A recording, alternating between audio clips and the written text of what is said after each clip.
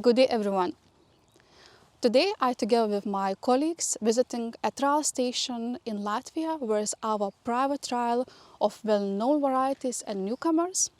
And we together trying to investigate how our varieties looking in the spring after such a hard conditions in autumn, when we all know the weather conditions for emergency because of dry and dry conditions was very problematic. So we see some winter hardness, but that's not such a big surprise for us, because in autumn time in Lithuania we investigate around 30% of oilseed rape under question. There was questionable fields. In Latvia, the situation during autumn period was a little bit better, but right now in spring we see pretty much the same conditions in both countries. So I would like to ask my colleague Alar to represent the current status in Estonia, how winter oilseed rape looks like. Could you please share? Yes, of course. If we look back to the winter in Estonia, we had a very different situation in different parts of Estonia. Especially if we look January, we had minus degrees up to 25, and then again after a few weeks plus 10 degrees, which caused standing water on the fields. We didn't know what will be under the snow, and hoping the best, but we at the moment see that the situation is quite promising, but few weeks will explain us how it will be real situation. So, and I'm quite happy to be here in Merap's farm to get knowledge and looking back these new candidates and varieties which show us winter hardiness, because the winter hardiness is still a topic for Estonia. So we know the current status in Baltic countries, and I am very interested how everything looks in Europe regarding winter hardiness. So I ask you, René, to represent and show us the situation. Thanks, Ananina. Well, winter 2023 is very difficult and different to the situations in the last years. We see now for northern countries from North Sea via Baltic Sea winter damage appearances from the west, from countries like UK and Denmark, where it's really untypical, till here in the Baltic countries. In general, we can say for all of these different winter damage cases, there's a few similarities. We had a nice development last year in the autumn time, which led to stem elongation even in some cases. And now with these fluctuating temperatures and with these several frost appearances, we see now this winter killing. We see here a nice different picture for the impact from the breeder's side. So clear differences in the varieties. And yeah, coming weeks I think will underline then finally the full picture. But for the moment we can say there is some small regional cases in countries like UK and Denmark. South of Sweden is heavily impacted. That's something what I have already heard.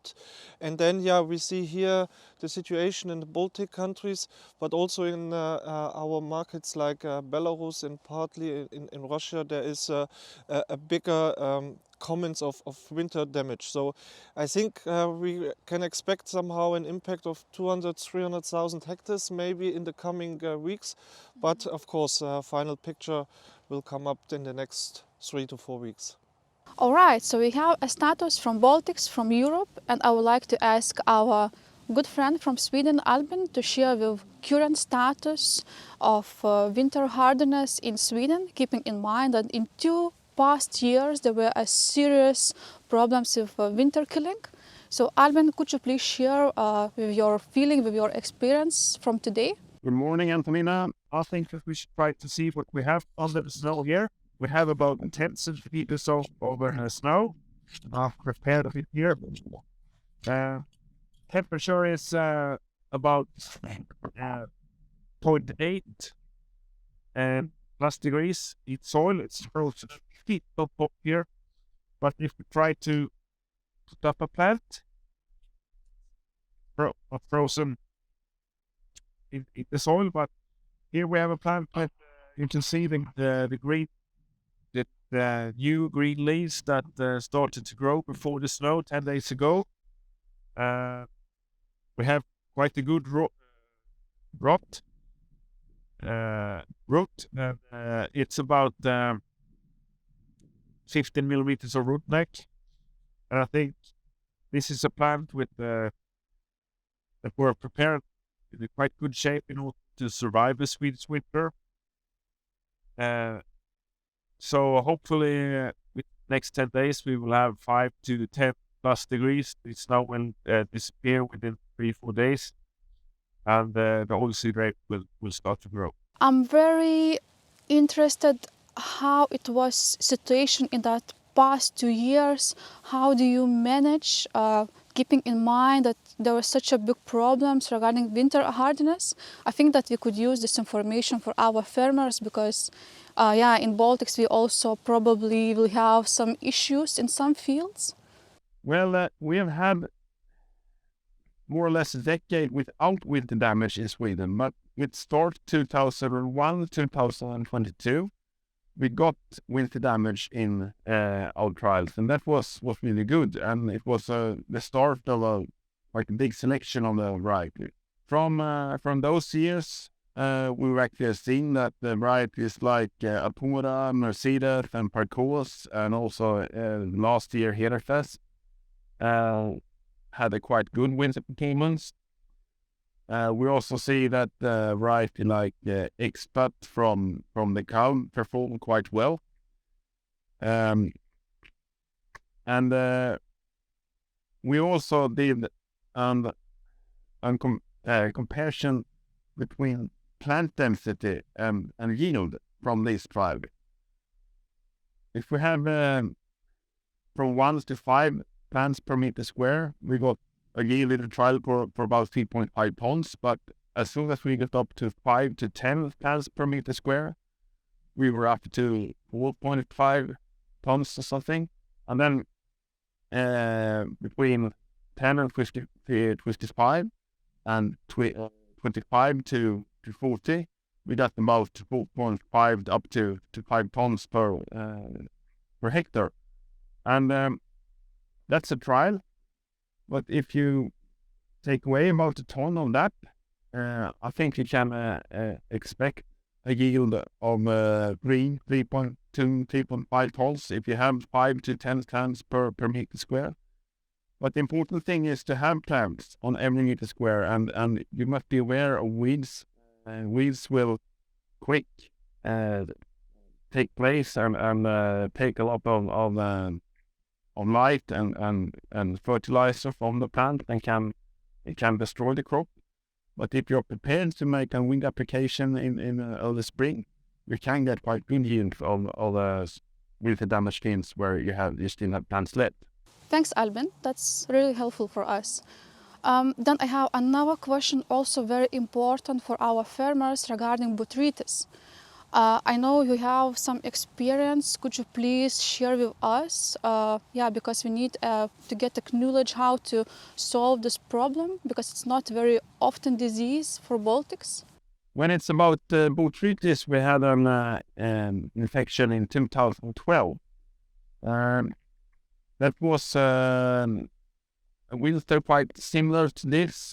We got winter damage in the early part of the year. And in these wounds of the plants, the botrytis infected and started to grow quite quick. We put out trials with Boscalid and azoxystrobin. The application was done very, very early in early April. And Boscalid worked quite good.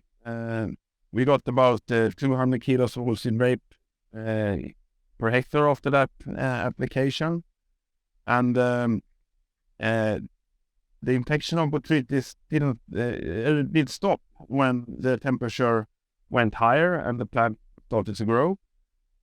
So we didn't got problems with any lodging. In outside trials in the field, we could have single plants that lodged, but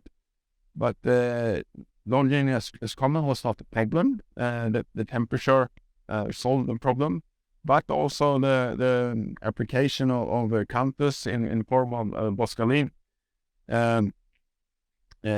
with a good improvement of being. So I think the application with the boscalin can be a good idea. So my fingers crossed that we will manage somehow to stop with the disease.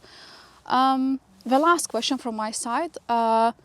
In some plots, as I mentioned, there's winter hardness, and it means that in square meter there's a low amount of plants. I know you have a huge experience regarding different varieties and winter hardness. Maybe you could give some advices from your side how to react for farmers, how to manage the plots. Just a brief experience from your side. Well, if you have a low density plant class now, the most important thing is that you have plants per every meter square, and be aware of the weeds.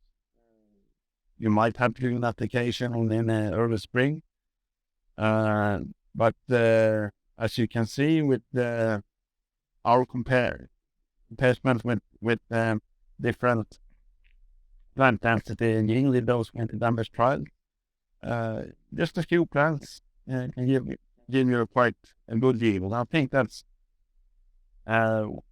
with the market prices we have today, I think you should even go on with the oilseed rate that might not look so good as you used to.